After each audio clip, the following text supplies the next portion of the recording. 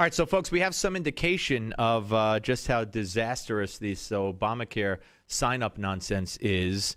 There are various reports out there that about 49,000 people or less have enrolled in Obamacare plans in 12 different states. 49,000 people or less.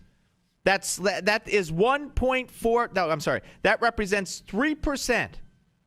3% of the 1.4 million people projected to sign up by the end of 2014. 3%. Did you count it? 1, 2, 3. Anyway, so the nationwide tally for October is supposed to be released this week. It's just a disaster, and it's been a disaster, and it only has nothing to do with the website. Let's welcome in our friend, Jennifer Rubin. She is a columnist, of course, for the Washington Post, the Right Turn column. Hey, Jennifer. Good afternoon. How are you? I am fine. Good. Okay, so let's start. I mean, I just gave some numbers here on what a disaster this sign-up has been, as we're going to find out, I guess, when they officially release numbers. I don't know what, I think there's an analogy to be made between Obamacare and this proposed deal with Iran. They should both go away. Yeah, well, the irony is Iran gets to keep its missiles and its nukes, and we don't get to keep our insurance. So I think, there's more in common with these things. I know you're joking a little bit, but than people might imagine. In both cases, whatever the administration says cannot be believed. Secondly, it's preposterous in the first place. You don't negotiate with a crazed Islamic regime. And secondly, what right has the government got to tell us to give up our insurance? So there's a lot of similarities, and I think there's a similar reaction to both, namely that there's really bipartisan outrage. And if you look at that 50,000 figure, I'm not very good at math, but considering the billions and billions that Obamacare costs, that's also expensive insurance for each one of those people. Absolutely. I think we could give them their own limousine ride to the doctor every week, and it would be cheaper by lot. Yeah, it kind of reminds me of when Bloomberg just eked out his last victory 4 years ago in the third term for mayor. If you counted how much he spent per vote, it was some outrageous figure.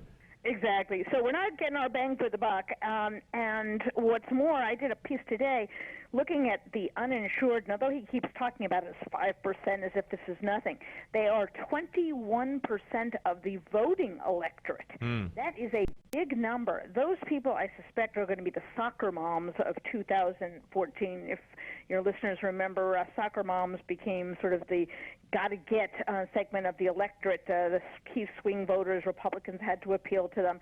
Well, I think these voters, the individually insured who were screwed by Obamacare, are going to be the soccer moms of 2014. Yeah. These people are generally conservative. They're middle class. They liked their insurance before, and they're very cost-conscious.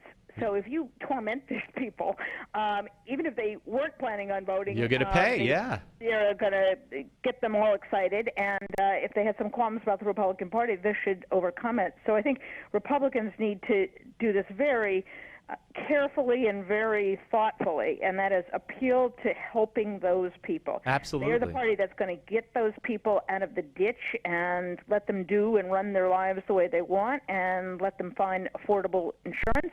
And the other guys are the ones who are telling them what kind of insurance they have to have and telling them that what they used to have was substandard, subpar. Bad apple, subpar. And, if you're there was CBS did a story on a woman, a nurse who retired, big supporter, big proponent of Obamacare, and now she found out her plan's getting canceled, and she's going to have to pay, it's going to be $12,000 a year for the two of them. They're relatively healthy, she said, and the deductible goes up.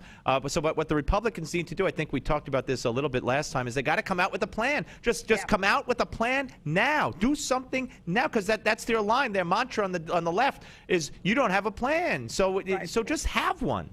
Yeah, I think they have made this mistake again and again, which they don't want to, quote, distract. But it doesn't take very much to distract if you put four things on a piece of paper. Right. And say, we're going to give you this. Stop this nonsense. These four things are not going to ruin your life and ruin your health care for your family, and they're going to make things marginally better. So isn't this a better idea? And I think Americans would go for it at this point. Yeah. I also think the Democrats are looking for an off-ramp really badly. You have people like Mary Landrieu introduced a bill to let people keep their insurance. If that's the case, the entire exchange system goes goes overboard, because that's all that's keeping those things going. You need those people, those healthy younger people, and those people who are self-insured or buy individual insurance. So I think, in large part, this is just sort of queasiness on the Republicans' part. They should put something out there, really dare the Democrats to support it, and they can, of course, they should continue to pine for the elimination, destruction of Obamacare. But you can do two things. You can say, get rid of this, and here are a few things that we could do instead, at least in the short run. Yeah, absolutely. I know everybody should go. I wanted to have a chance to ask you about some of your ups and downs from your column today.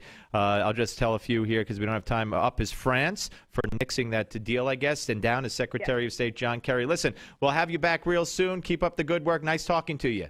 Will do. Nice talking to you. Take care. Bye-bye. That's Jennifer Rubin, right turn columnist at the Washington Post, WashingtonPost.com.